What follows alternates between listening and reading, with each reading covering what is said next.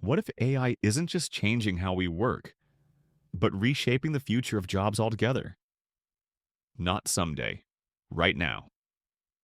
Right after this, you'll hear from Mustafa Suleyman, CEO of Microsoft AI and co founder of DeepMind, in conversation with Peter Diamandis. He lays it out clearly. AI is fundamentally labor replacing. As companies streamline and scale, automation is stepping in to do what humans once did. And while innovation brings opportunity, not everyone will be able to adapt fast enough. That's why we believe universal basic income isn't some wild idea anymore. It's becoming a serious topic around the world. Not science fiction, but a practical response to an economy that's changing fast. It's a wake up call for leaders, policymakers, and governments. The future of work isn't waiting. Watch this. I love you all, you know that. So please don't be offended by what I'm about to say. Speak your mind. All that you guys talk about is problems of privilege.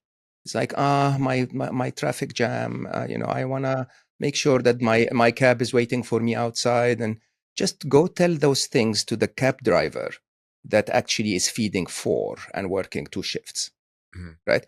I agree with Dave 100%. We have a choice to design our future. Now, when you really think about it, and when wonderful humans like you are thinking this way, what do you think the choice will be? Your question, Peter, was how would that impact on civil unrest?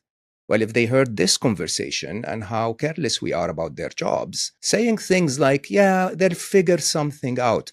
I heard that a million times. What will they figure out? I want someone who tells me that we will find new jobs and upskill them. Tell me what those jobs are so that we start upskilling them.